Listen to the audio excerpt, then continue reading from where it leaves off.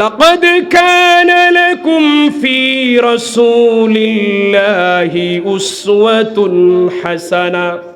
আল্লাহ তাআলা বলেন, আমি আমার হাবিবের মধ্যে দুনিয়াবাসীর সমস্ত মানব জাতির জন্য আদর্শ হিসেবে দিলাম আমার হাবিব। সম্মানিত হাজিরিন, আল্লাহর হাবিবরে কেউ যদি তার জীবনে আদর্শ মানে তার জীবন ধন্য। কোন সমাজ যদি রাসূলুল্লাহর আদর্শ মানে সমাজ সঠিকভাবে চলবে। কোন রাষ্ট্র যদি আমার নবীর আদর্শ গ্রহণ করে রাষ্ট্র সুন্দর চলবে। আজকে রাসূলুল্লাহর আদর্শ আমাদের মধ্যে নাই, এই জন্য এত অশান্তি। আসেন যারা চল্লিশের আগ মানতে চায় না তাদেরকে বলি, 40-এর আগেই আপনার আমার নবী সমাজের মানুষের কাছে ছিলেন, দুটি উপাধি পেয়েছিলেন। একটা হলো আল আমিন বিশ্বাসী, আর একটা হলো সাদিক সত্যবাদী। সুবহানাল্লাহ। আপনার আমার নবী ছিলেন 63 বছর। 63 বছরের জিন্দেগিতে আপনার আমার নবী ডং করে কোনোদিন একটা মিথ্যা কথা বলেন নাই। সুবহানাল্লাহ বলবেন না? ডং করে মিথ্যা কথা বলেন নাই। এই আদর্শ যদি আমরা গ্রহণ করি আমাদের জীবন ধন্য হয়ে যাবে, ঠিক না? আজকে জায়গায় জায়গায় মিথ্যার সয়লাভ, মিথ্যার বেড়াজালে সত্য কোথায় আছে খুঁজে পাওয়া যায় না, ঠিক না? সম্মানিত হাজিরিন, হালিমাতুস সাদিয়া 2 বছর দুধ পান করানোর পরে আমেনার কাছে নিয়ে এসে বলেন, বোন আমেনা, একটা দরখাস্ত করতাম। বলেন কি? যে আমি আপনার সন্তানদের 2টা বছর দুধ পান করিয়েছি, যদি অনুমতি দেন আরো কিছুদিন আমার ঘরে রাখতে চাই। সুবহানাল্লাহ বলেন। আমেনা বলেন, রে হালিমা, 2 বছর তুমি দুধ পান করিয়েছো, লালন পালন করেছো, কি উপহার দিব আমি নিজেও জানি না, আমার কাছে তেমন নাই, আবার কেন কষ্ট করতে চাও? হালিমাতুস সাদিয়া বলে, না, তোমার সন্তান আমার ঘরে থাকলে কষ্ট হবে না। তোমার সন্তান যতদিন আমার ঘরে ছিল আমি অভাব কি জিনিস কোনোদিন বুঝি নাই।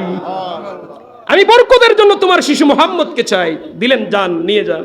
আর কয়েক বছর ছিলেন, এরপরে ফেরত দিলেন। আম্মা জানের বয়স 6, আমার রসুলের বয়স 6, আম্মা জান দুনিয়া থেকে বিদায় নিলেন। আমার রসুলের বয়স 8, রসুলুল্লাহর দাদা বিদায় নিলেন। রসুলুল্লাহর চাচা আবু তালেবের কাছে বড় হলেন। আমার নবীজির বয়স যখন 12, কত? আমার রসুলুল্লাহর বয়স যখন 12, আবু তালেব কাফেলা নিয়ে যাবেন রুমে ব্যবসার উদ্দেশ্যে। রসুল্লাহ বায়না ধরলেন, চাচা আমারে নেন। বলেন, না বাতিজা, তোমার বয়স কম, এত ছোট, এত লম্বা সফর করতে পারবে না, বড় হলে নেব। রসুল্লাহ বলেন, না চাচা, আমি যেতে চাই। বলেন, ঠিক আছে, চলো। সফরে রওনা দিলেন। তৎকালীন পৃথিবীর মানুষেরা যেখানেই সফরে যাইত, সিরিয়ায় একটা জায়গায় গোপন আস্তানায় বাহিরা নামে একজন পাদ্রী থাকতো, তার গুহায় বসা থাকতো। সবাই বরকতের জন্য তার গুহায় গিয়ে সাক্ষাৎ করত। যেমন হক্কানি আল্লাহর ওলিদের কাছে আমরা বরকতের জন্য যাই কিনা? কথা বলেন না কেন আপনারা? বরকতের জন্য আল্লাহর ওলিদের কাছে যাই। তখনকার সমাজের মানুষেরা সবাই ওই বাহিরা পাদ্রীর কাছে যাইত, বরকতের জন্য সাক্ষাৎ করত। বাহিরা পাদ্রীর নিয়ম ছিল সে কখনো তার আস্তানা থেকে বের হয় না, সবাই আস্তানায় গিয়ে দেখা করে। আবু তালেবের কাফেলা যখন সিরিয়ার দিকে মুখ করলো, সিরিয়া শহরে প্রবেশ করলো, তারা বরকতের জন্য বিরতি দিবে, দোয়া নিবে, তারপরে রুমে যাবে। তারা ওই গুহার দিকে এগিয়ে যাচ্ছে। আবু তালেব লক্ষ্য করে দেখেন, গুহা দেখে ওই বাহিরা পাদ্রী বের হয়ে তাদের কাফেলারে উনি স্বাগত জানাচ্ছে। সুবহানাল্লাহ বলেন। যারা ইতিপূর্বে কোনোদিন তারা দেখে নাই। ওই বাহিরা গুহা থেকে বের হয়ে এসে আর কারো দিকে নজর দেয় না, কারো দিকে তাকায় না। সে শুধু আপনার আমার নবী 12 বছরের যুবক, আপনার আমার নবীজির চেহারা মুবারকের দিকে তাকায়। সুবহানাল্লাহ বলেন। সে বলে, এই ছেলেটার অভিভাবক কে? সবাই বলে, এই যে তার চাচা আবু তালেব।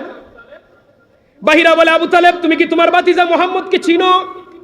কয়, চিনি তো, শুধু আমার ভাতিজা আব্দুল্লাহর ছেলে। কয়, না আর কিছু জানো? কয়, না আর তো কিছু জানি না। বাহিরা বলে, ওরে আবু তালেব, তোমার ভাতিজা মুহাম্মদ রে নিয়ে রুমে যাবে না? সারা পৃথিবীর মানুষ প্রস্তুত হয়ে আছে তোমার ভাতিজা মুহাম্মদকে হত্যা করার জন্য, তুমি যাবে না? আবু তালেবের বিশ্বাস আসলো না, কেন এমন হবে, আমার ভাতিজা এমন কি? বাহিরা বলে, আমার জানা সমস্ত আলামত অনুযায়ী তোমার ভাতিজাই হবে আখেরি নবী। তারপর এই কাফেলার মানুষের তেমন একটা বিশ্বাস আসলো না। তারা একটা গাছের নিকটে বসে আলাপ আলোচনা করতেছেন। সাধারণত মুরব্বীরা সামনে বয়, ছেলেরা পিছনে বয়। মুরব্বীরা চতুর্দিকে বসা বাহিরার কথা শুনতেছে। আপনার আমার নবী শেষে গিয়ে পিছনে গিয়ে বসলেন। বাহিরা বলেন, আবু তালেব, ও আবু তালেবের কাফেলার লোকেরা এবার একটু গাছের দিকে তাকাও। সবাই যখন গাছের দিকে তাকালো, সবাই চেয়ে দেখে গাছটা মুহাম্মদের দিকে ঝুঁকে আছে। মন খুলে বলেন সুবহানাল্লাহ। গাছে আমার নবীকে চিনে কিনা? জুড়ে বলেন, গাছে নবীকে চিনে কিনা? গাছে নবীকে চিনে, ঝুঁকে গেছে। তারা বলে, হায় হায়, কি অবাক, গাছ মুহাম্মদের দিকে ঝুঁকে গেল। এবার একটু বিশ্বাস আসছে। এমন সময় তারা বৈঠকে বসা, রোম সাম্রাজ্য থেকে কয়েকজন সৈন্যবাহিনী আসছে বাহিরার সাথে সাক্ষাৎ করার জন্য, বরকত নেওয়ার জন্য। তো বাহিরা প্রশ্ন করতেছে, তোমরা কি উদ্দেশ্যে বের হয়েছো? আমাদেরকে পাঠানো হয়েছে, মক্কা থেকে একটা কাফেলা আসবে, ওই কাফেলার মধ্যে 12 বছরের এক যুবক থাকবে, তার নাম হবে মুহাম্মদ, সে আখেরি নবী হবে, আমরা তাকে হত্যা করার জন্য আসছি। নাউজুবিল্লাহ বলেন। বাহিরা বলে, তোমরা তাকে খুঁজে পাবে না, তোমরা চলে যাও। বাহিরার আদেশ তো, পাদ্রীর আদেশ, চলে গেছে। এবার বাহিরা বলে, আব্দুল মুত্তালিব, এবার কি বিশ্বাস আসছে? কয়, এখন বিশ্বাস আসছে। তখন আবু তালেব, আব্দুল মুত্তালিব আবু তালেব, হযরতে আবু বকর সিদ্দিক রাদিয়াল্লাহু তাআলা আনহু, হযরতে বেলাল রাদিয়াল্লাহু তাআলা আনহু, এই দুইজন সাহাবীর মাধ্যমে আল্লাহর নবী সাল্লাল্লাহু আলাইহি ওয়াসাল্লামকে সেই কাফেলা থেকে মক্কা জমিনে পাঠিয়ে দিলেন। সুবহানাল্লাহ বলেন। আদম সফিউল্লাহ থেকে শুরু করে ঈসা রূহুল্লাহ পর্যন্ত যত নবী রাসূল এই পৃথিবীর জমিনে আগমন করেছেন, আল্লাহ তাআলা এক একজন নবীকে এক একটা নির্ধারিত গোত্রের জন্য প্রেরণ করেছিলেন। এক একজন নবীকে আল্লাহ একটা জাতির জন্য প্রেরণ করেছিলেন। সময় নির্ধারিত ছিল, এরিয়া নির্ধারিত ছিল। কোন একজন নবী শুধু একটা রাষ্ট্রের জন্য নবী ছিলেন, কেউ শুধু গোত্রের জন্য নবী ছিলেন। নবী চলে গেছেন, ওনার দাওয়াত বন্ধ হয়ে গেছে, ওনার ধর্ম বন্ধ হয়ে গেছে, মুলতবি ঘোষণা করা হয়েছে। আবার দেখা যায় পৃথিবীতে একসাথে অনেক নবীও ছিলেন। যেমন হযরতে মূসা আলাইহিস সালাম, বনি ইসরাইলের মধ্যে আল্লাহ তাআলা 70,000 নবী রাসূল প্রেরণ করেছিলেন। 70,000 নবী রাসূলদের মধ্যে সবচেয়ে পাওয়ারশালী ক্ষমতাধর নবী ছিলেন হযরতে মূসা আলাইহিস সালাম। এমন পাওয়ারশালী নবী, রাগ করলে তালু দিয়ে আগুনের লুক্কা বের হয়ে যাইত। সুবহানাল্লাহ বলেন। আল্লাহ তাআলা মূসা নবীরে লাঠি মুজিজা দিয়েছিলেন। জমিনে সারলে বিষাক্ত সাপ হতো, ধরলে লাঠি হতো। মূসা আলাইহিস সালাতু ওয়াস সালাম ছিলেন মিশরের নবী। ফেরাউনকে দাওয়াত দিয়েছিলেন, ফেরাউন মানে নাই, নবীকে মারতে গিয়ে নিজেই মারা গিয়েছে। মূসা নবী ফেরাউনের নবী, মূসা আলাইহিস সালাম মিশরের নবী ছিলেন। আবার একই সময়ে আরেকজন নবী ছিলেন মাদিয়ান শহরে। মূসা আলাইহিস সালাতু ওয়াস সালামের শ্বশুর হযরতে শুআইব আলাইহিস সালাম, তিনি ছিলেন মাদিয়ানের নবী। একদিকে মূসা নবী মিশরের নবী, উনি মিশরি দাওয়াত দিয়েছেন। শুআইব আলাইহিস সালাম, উনার শ্বশুর আব্বা, উনি দাওয়াত দিয়েছেন মাদিয়ান শহরে। আবার দেখেন ইয়াকুব আলাইহিস সালাম ছিলেন কেনানের নবী। আবার উনার সন্তান ইউসুফ আলাইহিস সালাম মিশরের নবী। সুবহানাল্লাহ বলেন। একসাথে বাপ বেটা নবী, বাপও নবী, ছেলেও নবী। দুই নবী দুই দেশে দাওয়াত দিয়েছেন, দুইজনের শরীয়ত ছিল দুইটা। নবীরা চলে গেছেন, ধর্ম বন্ধ হয়ে গেছে। কিন্তু আল্লাহ তাআলা যখন আপনার আমার নবীকে প্রেরণ করেছেন, শুধু আরবের জন্য নয়, শুধু মদিনার জন্য নয়, আল্লাহ তাআলা যখন আপনার আমার নবীর এই জমিনে প্রেরণ করেন, আল্লাহ রাব্বুল আলামিন কোরআনুল কারীমের মধ্যে বলেছেন, ওয়ামা আরসালনাকা ইল্লা রাহমাতাল লিল আলামিন। হাবিব, আমি আপনাকে গোটা জগৎ সমূহের জন্য রহমতের নবী হিসেবে প্রেরণ করলাম। আর জবান খুলে বলেন সুবহানাল্লাহ। আল্লাহ নবী 1000 বছর আগে দাওয়াত দিলেন, আজ 1000 বছর চলে গেছে। আওয়াজ করে বলেন, আমার নবীর রেখে যাওয়া ইসলাম কোরআন এখনো আছে না নাই? নবীজির রেখে যাওয়া ধর্ম ইসলাম এখনো আছে। আমার নবীর উপর অবতীর্ণ কোরআন এখনো আছে। উলামায়ে কেরাম দাওয়াত দিয়ে যাচ্ছে, ইন্নাল উলামা ওয়ারাসাতুল আম্বিয়া, আলেমগণ হলেন নবীগণের উত্তরাধিকারী। আলেমরা নবীর দায়িত্ব পালন করতেছেন, দুনিয়াবাসীরা কোরআন সুন্নাহর দাওয়াত দিয়ে যাচ্ছেন কিয়ামত পর্যন্ত। আর কোন নবী আসবেন না, আর কোনো দাওয়াত আসবে না, নতুন কোনো ধর্ম আসবে না, গ্রন্থ আসবে না, নবী আসবেন না। আপনার আমার নবী খাতামুন নবীন, আপনার আমার নবী খাতামুল আম্বিয়া, আপনার আমার নবী সর্বশ্রেষ্ঠ নবী, সর্বশেষ নবী। কিয়ামত পর্যন্ত ইসলাম কোরআন চলতেই থাকবে, আর নতুন করে কোনো নবীও আসবেন না, ধর্ম আসবে না। সুবহানাল্লাহ। সেই শ্রেষ্ঠ নবীর উম্মত আমরা। আল্লাহ তাআলা যখন আল্লাহ নবীর এই জমিনে পাঠাবেন, দুনিয়ার সবচেয়ে সম্মানী বংশে প্রেরণ করেছেন। আপনার আমার নবীর বংশ হলো কুরাইশ বংশ। যুবক ভাইরা বলেন তো কোন বংশ? কুরাইশ বংশে আমার নবী এসেছেন। কুরাইশের বিভিন্ন ব্যাখ্যা আছে, সবচেয়ে সাবলীল একটি ব্যাখ্যা হলো, দেওবন্দ মাদ্রাসার শিক্ষক ছিলেন ইদ্রিস কান্দলবী রহমাতুল্লাহি আলাইহি। উনি আল্লাহর হাবিবের জীবনের উপর একটি বই লিখেছেন, সিরাতে মুস্তাফা সাল্লাল্লাহু আলাইহি ওয়াসাল্লাম। দেখেন, মিলাদের আলোচনা আমরা সুন্নি উলামায়ে কেরাম যত বেশি করি, এর চেয়ে বেশি মিলাদের আলোচনা করেছেন দেওবন্দের উলামায়ে কেরাম। সিরাতে মুস্তাফা সাল্লাল্লাহু আলাইহি ওয়াসাল্লাম এই কিতাব লিখেছেন ইদ্রিস কান্দলবী। উনি দেওবন্দের আলেম ছিলেন, শিক্ষক ছিলেন। উনি কুরাইশের ব্যাখ্যা দিয়েছেন যে আল্লাহর নবীর পূর্বপুরুষ একজনের নাম ছিল ফিহর। উনি কুস্তি লড়াই করতেন, কুস্তি প্রতিযোগিতায় উনাকে কেউ পরাস্ত করতে পারত না। দ্বিতীয় গুণ হলো, উনার সামনে কেউ অন্যায় করে রক্ষা পাইত না, অন্যায় দেখলেই প্রতিবাদ করতেন। কুস্তি লড়াইয়ে গেলে উনি বিজয়ী হতেন।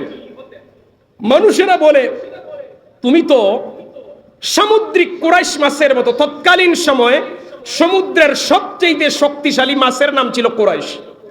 যেমন বর্তমানে যদি সমুদ্রের শক্তিশালী কোন প্রাণীর ধরে, বিজ্ঞানীরা বলে, প্রাণী বিজ্ঞানীরা বলে হাঙ্গর। হাঙ্গর মাছকে বলে এটা ভয়ঙ্কর, এটার সাথে কেউ পারে না, বিজ্ঞানীদের ভাষা। আর তখনকার সমাজেরা বলতো সমুদ্রের সবচাইতে পাওয়ারশালী মাছের নাম কুরাইশ। অনেকে বলছেন সেই কুরাইশ মাছ আর হাঙ্গর একই কথা, কেউ বলছেন না ভিন্ন মাছ হতে পারে, আল্লাহু আলাম। তো সমাজের মানুষেরা বলে, ও ফিহর, তুমি তো সামুদ্রিক কুরাইশ মাছেরই মতো। সমুদ্রের কুরাইশ মাছকে যেমন অন্যান্য প্রাণীরা পরাজিত করতে পারে না, তোমার সামনে অন্যায় করে কেউ রক্ষা পায় না, তোমার সাথে কুস্তিগিরিতে কেউ পরাস্ত তোমারে করতে পারে না, তুমি তো কুরাইশই। এরপর থেকে মানুষ রাসূলুল্লাহর পূর্বপুরুষ ফিহরকে উপাধি দিল কুরাইশ। এরপর থেকে এই বংশে যারাই জন্মগ্রহণ করে তাদেরকে কুরাইশ বংশের লোক বলে। এরপরে আপনার আমার নবী একটি গোত্রে জন্মগ্রহণ করেছেন, গোত্রের নাম হাশিমি গোত্র, ঠিক না? আপনারা শুনেন তো এইসব কথাগুলি। কুরাইশ বংশে হাশিমি গোত্রে আল্লাহ নবী আগমন করেছেন। হাশিম আসলো কোথা থেকে? আপনার আমার নবীর আব্বা জানের নাম আব্দুল্লাহ, আপনার আমার নবীর দাদা জানের নাম হলো আব্দুল মুত্তালিব, আব্দুল মুত্তালিবের বাবার নাম হলো হাশিম, রাসূলুল্লাহর বড় বাবা। দাদার বাপরে আমরা বড় বাপ বলি, ঠিক আছে নি ভাষা বুঝার জন্য সহজে বলতেছি। দাদার রাসূলুল্লাহর বড় বাবার নাম হলো হাশিম, কিন্তু প্রকৃত অর্থে রাসূলুল্লাহর বড় দাদার নাম হাশিম ছিল না। কিতাব খুলে দেখেন আমর, ওনার নাম ছিল আমর। হাশিম কিভাবে হলো? আপনার আমার নবীর পূর্বপুরুষ যারাই ছিলেন সবাই কম বেশি কাবা ঘরের মুতাওয়াল্লি ছিলেন ধারাবাহিক ক্রমে। রাসূলুল্লাহর বড় বাবাও তার ব্যতিক্রম ঘটেনি, উনিও কাবা ঘরের মুতাওয়াল্লি ছিলেন, নাম ছিল আমর। ওই সময় মক্কা নগরীতে দুর্ভিক্ষ দেখা দিল। উনি ধনাঢ্য ব্যক্তি ছিলেন, দানশীল ব্যক্তি ছিলেন। তাহলে রাসূলুল্লাহর বড় বাবা ভালো মানুষ ছিলেন, একজন দানশীল মানুষ ছিলেন। ভালো একটা গুণ পাইলাম। আমি বুঝাইতেছি রাসূলুল্লাহর বাপ চাচারা কেমন ছিলেন, এটা বোঝানোর জন্য বলতেছি। রাসূলুল্লাহর বড় বাবা দানশীল মানুষ ছিলেন। দুর্ভিক্ষ দেখা দিল, চতুর্দিক থেকে মানুষেরা দলে দলে সাহায্যের জন্য আসে। উনি দুই হাত ভরে মানুষদেরকে দান করেন। প্রথমে শুধু আটা দিতেন। এখন যে আমরা ওজন করি 1 কেজি 2 কেজি, তখনকার ওজনের মানদণ্ড ছিল 1 সা অর্ধ সা। এইভাবে মানুষদেরকে আটা দিতেন। পরবর্তীতে দেখা যায় আটা দিয়ে আর মানুষকে সামলানো সম্ভব হচ্ছে না, রুটি তৈরি করতে লাগলেন। রুটি তৈরি করে একটা একটা করে মানুষকে রুটি দিলেন, মানুষের জীবন বাঁচাচ্ছেন। এই সংবাদ যখন চতুর্দিকে ছড়িয়ে পড়লো, সুনামের সংবাদ, মানুষ আরো দলে দলে আসতে লাগলো। এবার রুটি দিয়ে হচ্ছে না, এবার রাসূলুল্লাহর বড় বাবা আমর এক একটা রুটিরে কয়েকটা ভাগ করে টুকরা টুকরা করে তরকারির ঝুল দিয়ে মানুষে খাওয়াইয়া মানুষের জীবন বাঁচাইছেন। সুবহানাল্লাহ বাড়িতে বলবেন, আরে মন খুলে বলেন সুবহানাল্লাহ। এই যে রুটিকে ভাগ করলেন, টুকরা টুকরা করলেন, হাসিম শব্দের অর্থ হলো ভাগ করা, আলাদা করা, পৃথক করা, টুকরা টুকরা করা হাসিম অর্থ। সমাজের মানুষেরা বলে তুমি তো আমর নও, তুমি তো হাসিম, তুমি আমাদেরকে রুটি ভাগ করে আমাদের জীবন বাঁচাইছো, তুমি হাসিম। এরপরে সমাজের মানুষেরা আমর বলা বাদই দিয়ে দিছে। রাসূলুল্লাহর বড় বাবারে হাসিম ডাকে আজও কিতাবে সমাজে আলোচনায় আমরা রাসূলুল্লাহর বড় বাবার নাম হাসিম জানি। সুবহানাল্লাহ। কিন্তু রাসূলুল্লাহর বড় বাবা হাসিম এমনি এমনি আসে নাই, একটা ভালো কাজের উপর ভিত্তি করে এসেছে। সম্মানিত হাজিরিন, রাসূলুল্লাহর বড় বাবার এই আখলাক দেখে, চরিত্র দেখে রোমান সম্রাট হিরাক্লিয়াস তার নিজের মেয়েকে বিবাহ দেওয়ার জন্য প্রস্তাব দিস। কিন্তু রাসূলুল্লাহর বড় বাবা রোমান সম্রাট হিরাক্লিয়াসের প্রস্তাবকে নাচক করে দিলেন।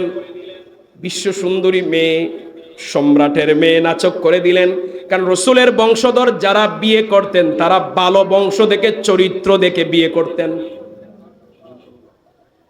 রাসূলুল্লাহর দাদা বড় বাবা ব্যবসার জন্য গেলেন সিরিয়ায়। বাজারের মধ্যে একজন মহিলার পছন্দ হলো, জানতে চাইলেন তার পরিবারের অবস্থা। গিয়ে দেখলেন যে খুব আদর্শ পরিবারের মেয়ে। খবর জেনে বুঝলেন এই মেয়েটার আরেকটা বিবাহ হয়েছে, 2টা ছেলে সন্তান আছে, স্বামী মারা গেছে। ওই মহিলাটা বিধবা। উনি প্রস্তাব দিয়েছেন, বিধবা মহিলারে বিয়ে করেছেন সম্পদ দেখে নয়, গুণ দেখে। সুবহানাল্লাহ। 2 সন্তানের মাকে বিয়ে করে সম্রাটের মেয়ের প্রস্তাব নাচক করে। তাহলে রাসূলুল্লাহর বাপ দাদারা খারাপ মানুষ ছিলেন না ভালো মানুষ ছিলেন? ভালো মানুষ ছিলেন। বিয়ে করেছেন, সন্তান পেটে আসছেন। রাসূলুল্লাহর দাদা উনি আরেক সফরে গিয়ে 25 বছরের সময় রাসূলুল্লাহর বড় বাবা দুনিয়া থেকে বিদায় নিছেন। 25 বছর। সম্মানিত হাজিরিন, আপনার আমার নবীর দাদার নাম কি বলেন না একটু? আব্দুল মুত্তালিব নবীজির দাদার নাম। মূলত নবীজির দাদার নাম আব্দুল মুত্তালিব ছিল না, নবীজির দাদার নাম ছিল সাইবা। সাইবা শব্দের অর্থ হলো বুড়ো মিয়া। বুড়ো মিয়া নাম কেন রাখা হলো তারও কারণ ছিল। যে কোনো বাচ্চা জন্ম নেওয়ার পরে বাচ্চাদের মাথার মধ্যে ছেলে হোক মেয়ে হোক মাথার মধ্যে চুল থাকে, চুলগুলি সাধারণত কালো রঙের হয়, ঠিক না? রাসূলুল্লাহর দাদাও জন্ম নিলেন, মাথার চুল ঠিকই কালো ছিল, কয়েকটা চুল ছিল সাদা, জন্ম থেকেই সাদা। কারো বাড়িতে সন্তান জন্ম নিলে চতুর্দিকের মানুষেরা দেখতে যায়। একজন মুরব্বী মানুষ, তার যদি নাতি জন্ম নেয়, উনার সমবয়সী বন্ধুরে বলে আমার নাতি জন্ম নিছে, আসো দেখার জন্য। উনি যায় দেখার জন্য। তো গিয়ে দেখার পর বিভিন্ন রকমের ডং করে, মন্তব্য করে, তোমার নাতি তোমার মতো হইছে, তোমার তার বাপের মতো গঠন পাইছে, বিভিন্ন মন্তব্য মানুষে করে। মানুষ সামাজিক জীব, এভাবেই সমাজ চলে। তো রাসূলুল্লাহর দাদারও সমাজের মানুষ গিয়ে দেখে, কই কি রে, এই বাচ্চা তো জন্ম থেকেই বুড়া, তার জন্ম থেকে তার মাথার চুল কেন সাদা? তো মানুষেরা বলে, মানে ডং করে বলতেছে, ইয়া সাইবা, হে বুড়া মিয়া, ডং করে বলছে। পরিবারের মানুষেরা বলে তাহলে এই নামই রেখে দিই। তারা রাসূলুল্লাহর দাদার নাম সাইবা রেখে দিয়েছেন। সুবহানাল্লাহ বলেন। একটি কথা বানিয়ে বলছি না, সব কিতাবে আছে। সম্মানিত হাজিরিন, এবার হাসিমের আরেক ভাইয়ের নাম ছিল মুত্তালিব। রাসূলুল্লাহর বড় বাপের ভাইয়ের নাম মুত্তালিব ছিল। তো উনি উনার বাতিজা সাইবারে আনার জন্য গেছেন মক্কা থেকে সিরিয়ায়। উনি তখন কাবাগরের মুতাওয়াল্লি। উনি গেলেন, বাহনের পিছনে বাতিজা সাইবারে বসাইলেন, মক্কা নগরীতে প্রবেশ করলেন। সমাজের মানুষেরা দেখে মুত্তালিবের পিছনে একটা বাচ্চা দেখা যায় বড় সুন্দর। তো আরবের মানুষেরা সাধারণত পিছনে বাচ্চা রাখলে অথবা পুরাতন কাপড় যদি শরীরে দেখতো, তারা মনে করত টাকা দিয়ে কিনা গোলাম। সমাজের মানুষেরা, মক্কা নগরীর মানুষেরা নবীজির দাদা যেহেতু বাহনের পিছনে বসা, এবার লক্ষ্য করে বলতেছে, ইয়া আব্দুল মুত্তালিব, হে মুত্তালিবের গোলাম, অর্থাৎ সামনে যিনি বসা উনার গোলাম তুমি। উনি বলেন, না না, সে আমার ভাতিজা। মানুষেরা বলো, আমরা তো জানি না, তোমার ভাতিজা বুঝি। কিন্তু ওই যে প্রথমে বলছিল আব্দুল মুত্তালিব, এরপর থেকে সাইবা মানুষ ভুলে গেছে, রাসূলুল্লাহর দাদারে আব্দুল মুত্তালিব ডাকা শুরু করছে। আজও আমরা জানি রাসূলুল্লাহর দাদার নাম কি?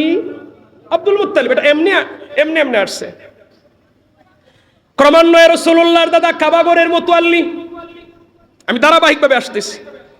কাবাগরের মুতাল্লি আল্লাহ রাব্বুল আলামিন চাইলেন তার হাবিবরে জমিনে প্রেরণ করবেন, আল্লাহর হাবিব যেন পৃথিবীতে এসে পবিত্র পানি পান করতে পারেন। দুনিয়ার সবচেয়ে পবিত্র এবং দামি পানি হলো জমজমের পানি, ঠিক না?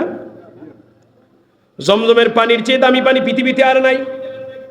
আমরা সবাই জানি হযরতে ইসমাঈল আলাইহিস সালামের কারণে পৃথিবীবাসী জমজমের পানি পেয়েছিল। ওনার আম্মা জান হাজেরা আলাইহিস সালাম সাফা এবং মারওয়া পাহাড়ে 7 বার দৌড়াদৌড়ি করেছেন, সমস্ত হাজীদের জন্য আল্লাহ ওয়াজিব করে দিয়েছেন।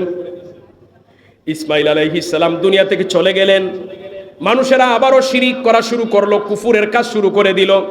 আল্লাহ তাআলা পানি বন্ধ করে দিলেন, ওই কুয়ার মধ্যে বালু পড়ে ঢাকনা পড়ে গেল। কারণ জমজমের পানি কোনো কাফেরের জন্য নয়, জমজমের পানি হলো মুসলমানদের জন্য। আল্লাহ এটা ঢাকনা ফেলে দিয়েছেন বালু দিয়ে। আল্লাহর নবীর দাদা জানাব আব্দুল মুত্তালিব কাবাগরের পাশে শুয়ে রইলেন। ঘুমের মধ্যে স্বপ্নে দেখতেছেন সাদা পোশাক পরিহিত একজন সুন্দর মানুষ ডেকে বলে, আব্দুল মুত্তালিব কাবাগরের মুতাল্লি, তুমি বাররা খনন করো। স্বপ্নে যুগে বাররা খনন করো। প্রশ্ন করলেন বাররা কি? উনি কোনো উত্তর না দিয়ে চলে গেলেন। পরের দিন আবার আব্দুল মুত্তালিব একই জায়গায় স্বপ্ন দেখলেন। একই ব্যক্তি, খুব সুন্দর মানুষ, দুনিয়ার সুন্দরের সাথে কোনো তুলনা চলে, এত সুন্দর। বলতেছে, আব্দুল মুত্তালিব তুমি মাজনুনা খনন করো। প্রশ্ন করা হলো মাজনুনা কি? কোনো উত্তর নাই, চলে গেলেন। পরের দিন আবার তৃতীয় দিন একইভাবে স্বপ্ন দেখলেন। ওই ব্যক্তি এসে বলতেছে, আব্দুল মুত্তালিব তিবা খনন করো। প্রশ্ন করা হলো তিবা কি? কোনো জবাব নাই, চলে গেলেন। চতুর্থ দিন আবার স্বপ্ন দেখলেন। একই ব্যক্তি এসে বলতেছে, আব্দুল মুত্তালিব তুমি জমজম খনন করো। সুবহানাল্লাহ বলেন। প্রশ্ন করা হলো জমজম কি? ওই ব্যক্তি জবাব দিল, জমজম দুনিয়ার এমন পবিত্র পানি যা কখনো হ্রাস পাবে না, কখনো শেষও হবে না। সুবহানাল্লাহ। আচ্ছা, জমজমের পানি আমার নবীর জামানা থেকে শুরু করে পৃথিবীর কত কোটি কোটি মিলিয়ন ট্রিলিয়ন মানুষ পান করেছে, আজ পর্যন্ত জমজমের পানির অবস্থা কেমন দুনিয়াবাসীর জানা নাই। সুবহানাল্লাহ। ওইভাবে যদি দুনিয়ার সব মানুষ কোনো নদীর পানি নিত, নদী শেষ হয়ে যেত, ঠিক না? জমজমের পানি শেষ হয় না কেন? উনি স্বপ্নে পাইলেন কোন জায়গায় খনন করবেন। প্রশ্ন হলো প্রথম 3 দিন কি দেখলেন? মূলত জমজমের আরেক নাম বাররাহ, জমজমের আরেক নাম মাজনুনা, জমজমের আরেক নাম তিবা। এবার আসেন অর্থগত দিক দিয়ে কত মিল দেখেন, কত চমৎকার। তিবা শব্দের অর্থ হলো পবিত্র, জমজমের পানি পবিত্র। মাজনুনা যে পানি দিতে মানুষ কৃপণতা করে, এই জমজমের পানি এটার দুটি ব্যাখ্যা। এক হলো দুনিয়ার মানুষ আরেকজনকে দিতে কৃপণতা করে। একজন হাজী সাহেব 5 লিটার পানি নিয়ে আসছে, আপনি বাড়িতে গেছেন, আপনারা 1 লিটার দিবে না, অল্প পানি দিবে, দামি পানি তো। সুবহানাল্লাহ বলেন। কোন হিন্দু মুশরিক যদি আপনার বাড়িতে আয়, আপনি জমজমের পানি দিবেন না কেন? মুশরিকদের জন্য জমজমের পানি নয়, কাফেরের জন্য জমজমের পানি নয়, জমজমের পানি একমাত্র মুমিন বান্দাবান্দীদের জন্য। এই জন্য জমজমের পানি দিয়ে মানুষ কৃপণতা করে, মানে মাজনুনা। আরেকটা হলো বাররাহ, এর দুটি অর্থ, ব্যাপক প্রশস্ত।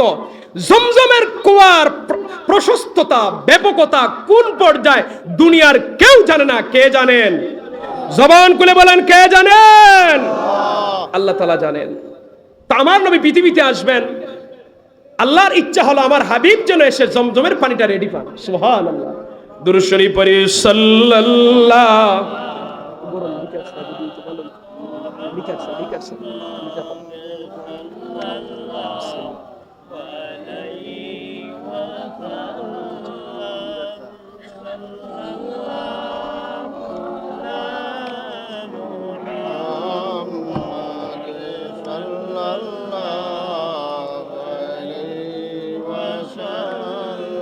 وجب الشكر علينا ما دعا لله داعي صلى الله على محمد صلى الله عليه وسلم صلى الله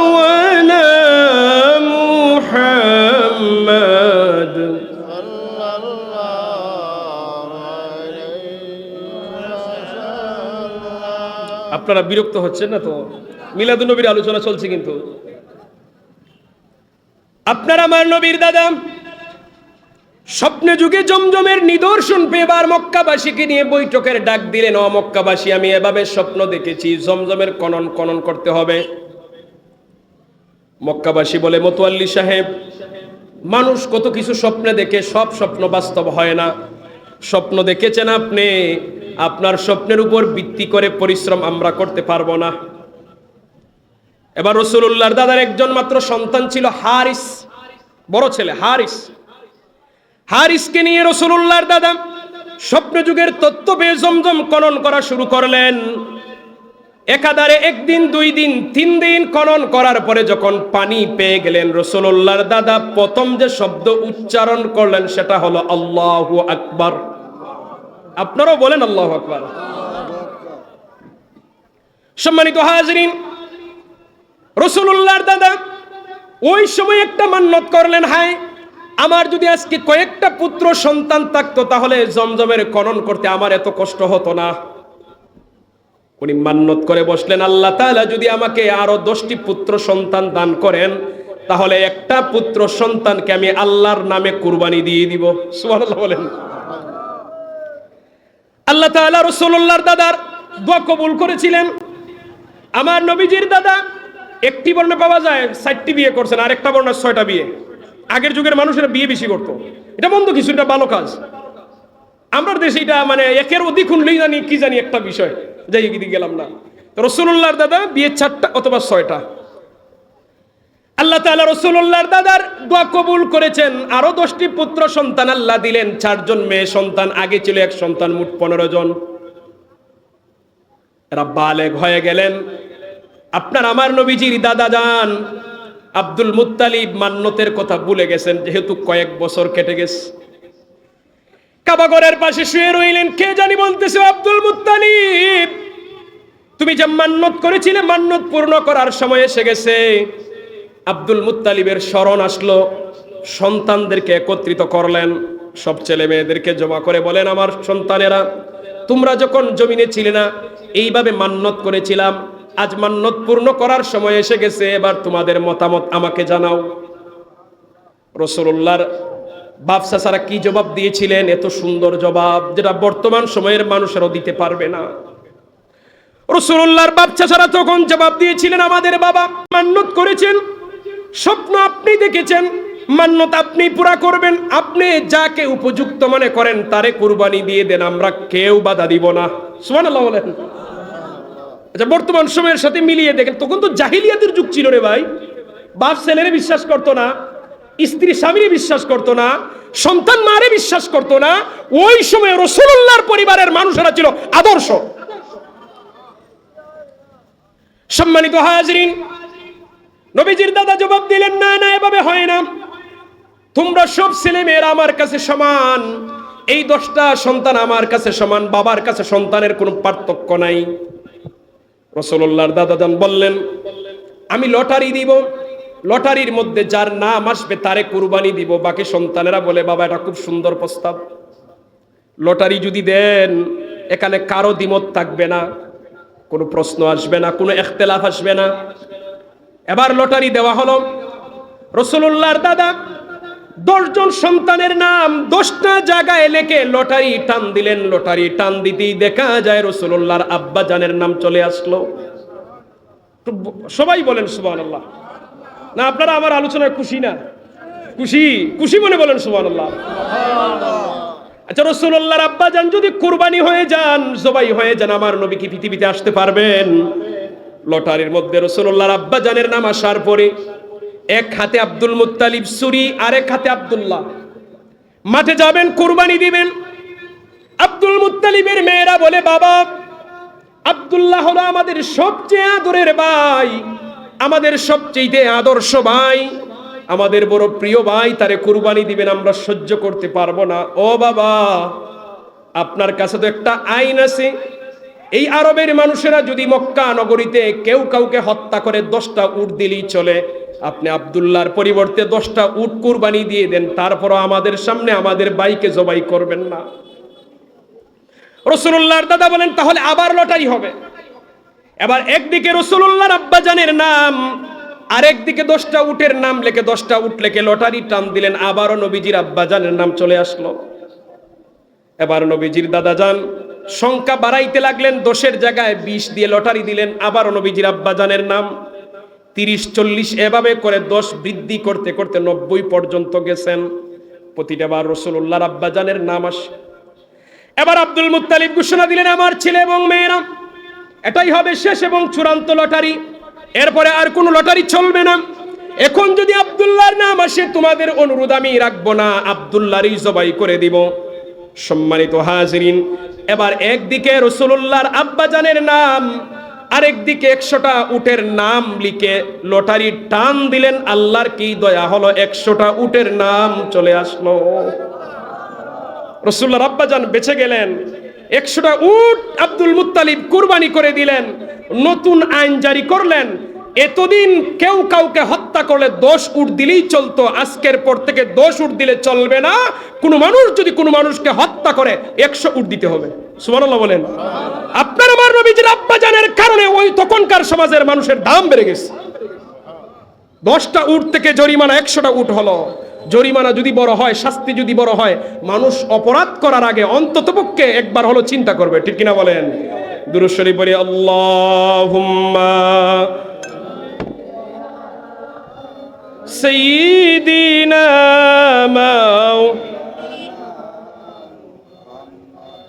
ওয়া আলা আলি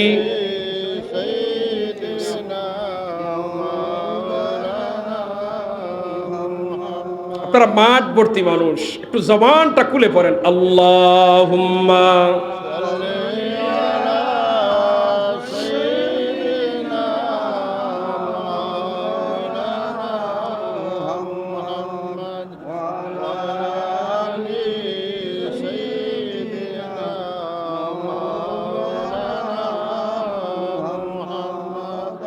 আল্লাহুম্মা সাল্লি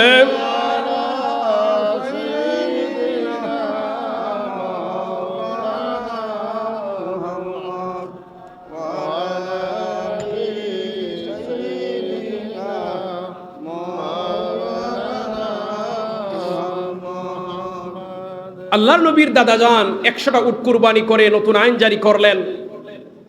এবার আল্লাহর নবীর দাদাজান সিদ্ধান্ত নিলেন ওনার সন্তান আব্দুল্লাহরে বিবাহ করাবেন।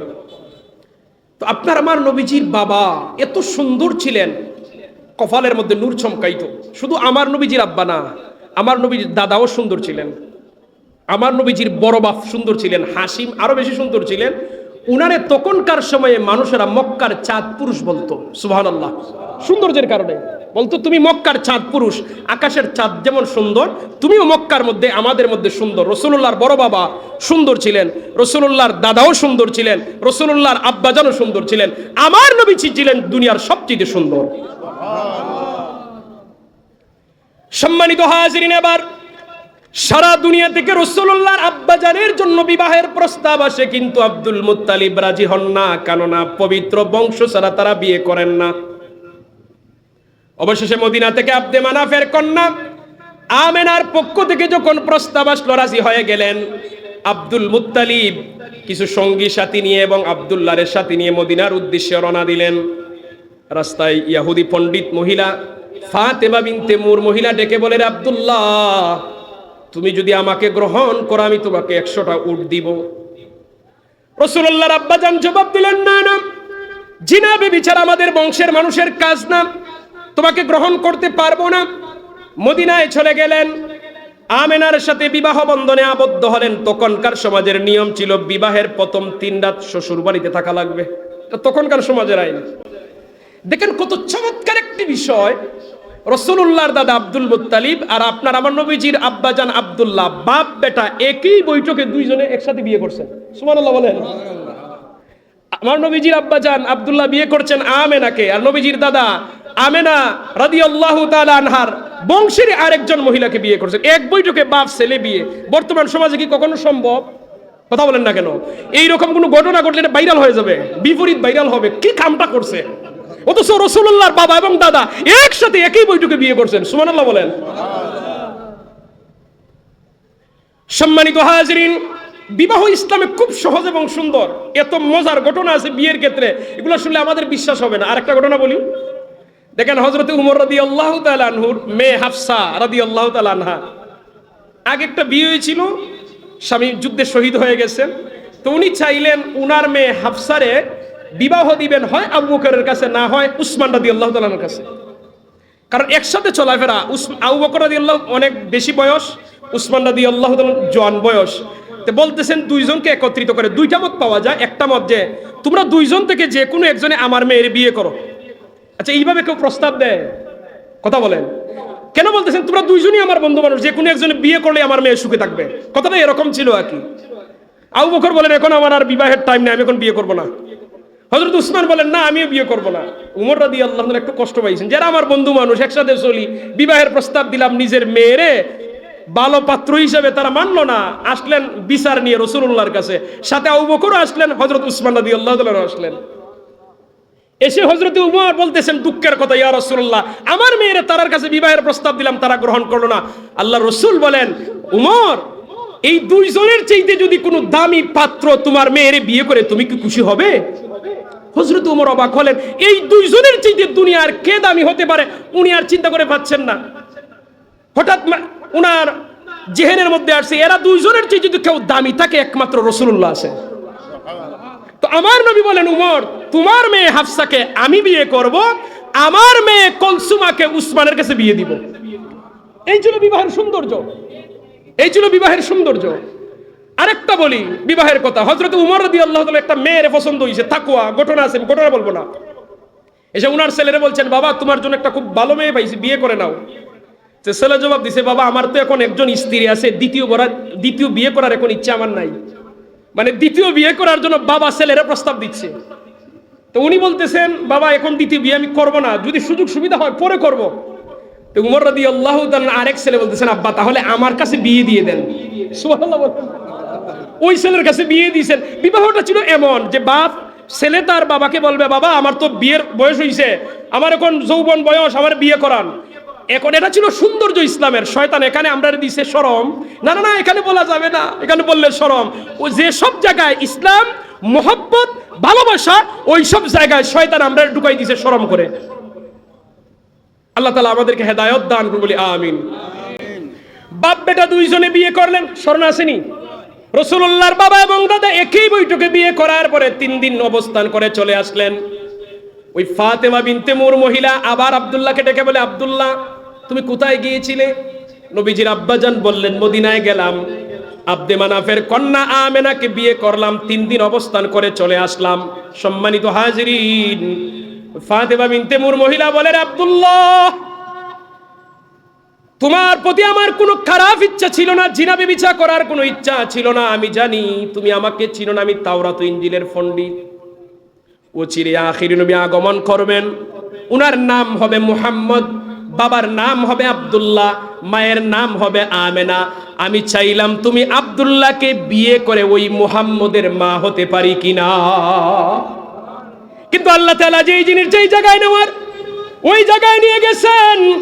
ওরে আব্দুল্লাহ, গত 3 দিন আগে তোমার কপালের মধ্যে যে নূরে মুহাম্মদি আমি দেখেছিলাম, সেই নূরে মুহাম্মদি আর দেখা যায় না। তোমার কপালের নূরে মুহাম্মদি এটা এখন চলে গেছে আমেনার পেটে। নবীজির আব্বাজান সিরিয়ায় গেলেন ব্যবসার উদ্দেশ্যে, অসুস্থ হলেন। আপনার আমার নবী পৃথিবীতে আসার 6 মাস আগে নবীজির আব্বাজান দুনিয়া থেকে বিদায় নিলেন। আপনার আমার নবী পৃথিবীতে আসার মাত্র 55 দিন বাকি। আব্রাহার বাহিনী বিশাল বড় বাহিনী, আব্রাহার বাদশা আসছিল কাবাগর ধ্বংস করার জন্য। এই ঘটনা সবাই জানি না?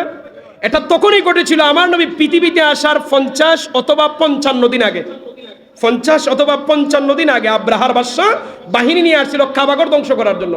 আমি রাসূলুল্লাহর দাদার অবস্থান বোঝানোর জন্য শুধু এই কথা বলতেছি, যারা রাসূলুল্লাহর বাপ দাদার নিয়ে ব্যঙ্গ করে। সম্মানিত হাজিরিন, আব্রাহার বাদশা বাহিনী নিয়ে আসছে। এদিকে নবীজির দাদা মক্কাবাসীরে বললেন, তোমরা মক্কার দূরে চলে যাও, যখন পরিবেশ স্বাভাবিক হবে তোমরা আবার আসবে। আর এটা বিশ্বাস রাখো, আব্রাহার বাদশা কাবাগর ধ্বংস করতে পারবে না। সুবহানাল্লাহ বলেন। আব্রাহার বাদশা তার বাহিনী নিয়ে হাজির। এসে বলতেছে কাবাগরের মুতাল্লিকে আমার কাছে নিয়ে আসো। নেতা মানুষ তো বাদশা। নবীজির দাদার সৌন্দর্য আল্লাহ তাআলা এত সুন্দর করে বানিয়েছিলেন, উনাকে দেখলেই মনে হতো একজন নেতা। রাসূলুল্লাহর পূর্বপুরুষদের চেহারা, বডির ফিগার আল্লাহ এত সুন্দর করে বানাইছেন, দেখলেই কেমন যেন নেতা নেতা ভাব। সুবহানাল্লাহ। আপনার আমার নবীজির দাদা যখন আসলেন, সিরাতে মুস্তাফা কিতাবের মধ্যে ইদ্রিস কান্দুলুবি রাহমাতুল্লাহি আলাইহি লেখেন, আব্রাহার বাদশা নিজের সিংহাসন থেকে দাঁড়িয়ে তার সিংহাসনের মধ্যে আপনার আমার নবীজির দাদা জান আব্দুল মুত্তালিব রে বসাই দিছে। সিংহাসনে বসিয়ে বলে, আব্দুল মুত্তালিব, ও কাবাগরের মুতাল্লিব, আমি কিন্তু কাবাগর ধ্বংস করে ফেলবো। শেষ কোনো ইচ্ছা যদি তাকে আমাকে বলতে পারো। মৃত্যুদণ্ড আসামিরে যে এইভাবে বলা হয় ওইভাবে বলতেছে। আব্দুল মুত্তালিব বললেন, রে আব্রাহার বাদশা, তোমার বাহিনীরা এসে আমার 200 উট তাদের দখলে নিয়ে গেছে, আমার 200 উট ফেরত দিয়ে দাও, এছাড়া আমার কোনো আর ইচ্ছা নাই। বাদশা অবাক হলো। আব্দুল মুত্তালিব, ও কাবাগরের মুতাল্লি, আমি তো মনে মনে ভাবছিলাম তুমি কাবাগর রক্ষা করার জন্য আবেদন করবে, সেটা না করে তোমার কাছে উটের মায়া এত বেশি, তোমার কাবাগরের মায়া কমে গেল। রাসূলুল্লাহর দাদা জবাব দিয়েছিলেন, ওরে আব্রাহার বাদশা, এই 200 উটের মালিক আমি, মালিক হিসাবে উট রক্ষা করা আমার দায়িত্ব। কাবাগরের মালিক আমি না, কাবাগরের মালিক হলেন আল্লাহ। সুবহানাল্লাহ বলেন। কাবাগরের মালিক হলেন আল্লাহ। কাবাগর রক্ষা করা আমার দায়িত্বে নয়, কাবাগর রক্ষা করা আল্লাহ তাআলার দায়িত্ব। আল্লাহ তাআলা কাবাগর রক্ষা করেছিলেন কিনা? করেছেন। এই ঘটনা ঘটলো নবীজি পৃথিবীতে আসার 55 দিন বা 50 দিন আগে। আমার নবী যেই দিন আসবেন, রবিউল আউয়াল মাসের 12 তারিখ সোমবার সুবহে সাদেকের সময়, একজন ইহুদি ব্যবসায়ী মক্কায় অবস্থান করত। সকালবেলা জিজ্ঞাসা করতেছে, হে কুরাইশ বংশের লোকেরা, আজ সুবহে সাদেকের সময় তোমাদের বংশে কোন শিশুর জন্ম হয়েছে কিনা? তারা বলে, আমরা তো জানি না। একটু খোঁজ নাও।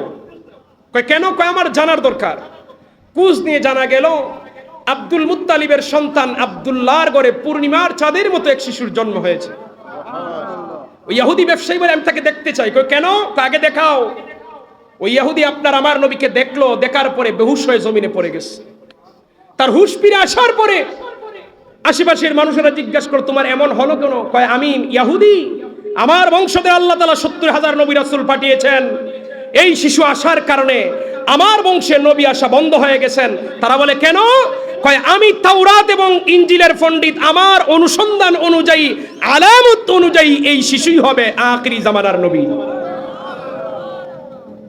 সম্মানিত হাজির, ইহুদি আমার নবীরে চিনছে। পৃথিবীর আল্লাহ তাআলা পৃথিবীতে যত গ্রন্থ পাঠিয়েছিলেন নবী আসার আগে, সব গ্রন্থে আমার নবীর বার্তা দিয়ে গেছে। আল্লাহ নবী সাল্লাল্লাহু আলাইহি ওয়াসাল্লাম ব্যবসার কাফেলা নিয়ে রওনা দিলেন। ব্যবসা বাণিজ্য পরিচালনা করে অধিক পরিমাণ লাভবান হয়ে ফিরে আসলেন। এসে খাদিজার সামনে মাল সমজিয়ে দিলেন। খাদিজা ওয়াদা অনুযায়ী উনি দ্বিগুণ দিলেন। কি পরিমাণ সম্পদ দেখেন, কিতাবের মধ্যে উল্লেখ করা নাই, তবে একটা বিষয় থেকে কিছুটা আন্দাজ করা যায়। সম্মানিত হাজির, এর আগে বলে নেই, খাদিজা মায়সারাকে বললেন, ও মায়সারা, তুমি বলো মুহাম্মদের লেনদেনটা কেমন? মায়সারা বলেন, আমার মালিক মুহাম্মদ মানুষের সাথে এত সুন্দর ভাষায় কথা বলে, এত মানুষ যখন রাগ করে মুহাম্মদ সুন্দর ভাষায় বুঝিয়ে দেয়, এইভাবে চলতে থাকে। এত সুন্দরভাবে ব্যবসা বাণিজ্য পরিচালনা করছে, ইতিপূর্বে আমি দেখি নাই। তবে একটা বিষয় আমারে খুব অবাক করেছে, একটা বিষয় আমারে খুব অবাক করেছে। কি? মায়সারা বলে, প্রচন্ড রোদের সময় মুহাম্মদ যখন একা একা সামনে অগ্রসর হতো, আমি লক্ষ্য করে দেখতাম আকাশের মেঘমালা মুহাম্মদকে ছায়া দিত। ওই জিনিস আমি লক্ষ্য করলাম, মেঘমালা মুহাম্মদের ছায়া দেয়। এটা আমারে অবাক করছে, এটা কিভাবে সম্ভব? খাদিজা বলেন, এটা তো সাধারণ বিষয় না। খাদিজা গেলেন উনার চাচাতো ভাই ওয়ারাকা বিন নওফেলের কাছে। উনি পণ্ডিত মানুষ ছিলেন তাওরাত ইনজিলের। গিয়ে বলেন, ভাই, এই ঘটনা কি হতে পারে? ওয়ারাকা বিন নওফেল বলেন, যদি এই ঘটনা হয় তাহলে আখিরি নবী যে আসবেন, নিঃসন্দেহে উনি হবেন আখিরি নবী। খাদিজা রাদিয়াল্লাহু তাআলা খুব খুশি হলেন। উনি স্বেচ্ছায় আল্লাহর নবীকে বিবাহের প্রস্তাব দিলেন। সুবহানাল্লাহ বলবেন না? ভাই ভালো আছে জি। উনি নিজে বিবাহের প্রস্তাব দিয়েছেন। ইতিপূর্বে শত শত প্রস্তাব খাদিজাকে দেওয়া হয়েছে, উনি গ্রহণ করেন নাই। দেখেন, ইতিপূর্বে আমার নবীকে বিবাহের প্রস্তাব দেওয়ার আগে আম্মাজান খাদিজাতুল কুবরা রাদিয়াল্লাহু তাআলা আনহা দুটি বিয়ে হয়েছিল। দুইজন স্বামীর ঘরে দুইজন মেয়ে একজন ছেলে সন্তান ছিল, দুইজন ছেলে একজন মেয়ে সন্তানও ছিল। উনি যখন বিবাহের প্রস্তাব দেন তখন উনার বয়স ছিল 40, আমার নবীজির বয়স ছিল 25। বিবাহের প্রস্তাব দিছেন। আমার নবী কি সম্পত্তিকে গ্রহণ করেছিলেন? না, আমার নবী গ্রহণ করেছিলেন তাহেরা দেখে। সুবহানাল্লাহ। আর খাদিজা রাদিয়াল্লাহু তাআলা আনহা বিবাহের প্রস্তাব দিয়েছিলেন আল আমিন আর সাদিক দেখে। সুবহানাল্লাহ। সমানে সমান। সম্মানিত হাজিরিন, বিবাহ হয়ে গেল। বিবাহের মধ্যে উপস্থিত ছিলেন রাসূলুল্লাহর পক্ষ থেকে অভিভাবক হিসাবে আবু তালেব, আমির হামজা। এইদিকে খাদিজার বাবা জীবিত ছিলেন না, উনার চাচা ছিলেন উপস্থিত। সম্মানিত হাজিরিন, এবার মোহর ধার্য করা হলো। আবু তালেব বলেন, আমার ভাতিজা মুহাম্মদের পক্ষ থেকে আমি 20টি উট দিয়ে দিলাম। সুবহানাল্লাহ। 20টি উট মোহর ছিল রাসূলুল্লাহর প্রথম স্ত্রীর। আল্লাহ রাসূল দেন নাই, মানে উনার চাচা রাসূলুল্লাহর পক্ষ থেকে দিয়ে দিয়েছেন। 20টা উটের দাম কত? আপনি আজকে নেটে দেখেন, ভালো মানের একটি উটের দাম 30 থেকে 35 লক্ষ টাকা। একবারে সর্বনিম্ন একটা উটের দাম, সর্বনিম্ন যদি বাঙ্গাসুরা উট হয় 5 লক্ষ টাকা। 20টা উটের দাম 1 কোটি টাকা। কত বলেন না? তাহলে আমার নবীজির প্রথম স্ত্রীর মোহর 1 কোটি। খেয়ে দিছেন চাচা আবু তালেবে। আবু তালেবে তো সম্পদ পাইলেন কোথায়? এই যে রাসূলুল্লাহ খাদিজা রাদিয়াল্লাহু তাআলা আনহার কাফেলা নিয়ে গেছিলেন, যে লাভাংশ পেয়েছিলেন, ওই লাভাংশটা আমার নবী চাচারে দিলেন। চাচা সারা জীবন আমারে লালন পালন করছেন, একটু আমার পক্ষ থেকে উপহার গ্রহণ করেন। সুবহানাল্লাহ। ভাতিজার দেওয়া উপহার থেকে, পারিশ্রমিক থেকে চাচা ভাতিজার পক্ষ থেকে 20টা উট মোহর দিয়ে দিয়েছেন। এখন বুঝেন একটা কাফেলা থেকে কি পরিমাণ লাভ হইছে। লাভ যদি এত হয়, খাদিজার সম্পদ কত? সুবহানাল্লাহ বাড়িতে বলবেন, জোরে বলেন সুবহানাল্লাহ, আরো জোরে সুবহানাল্লাহ। আমার নবীজির জীবন কত সুন্দর।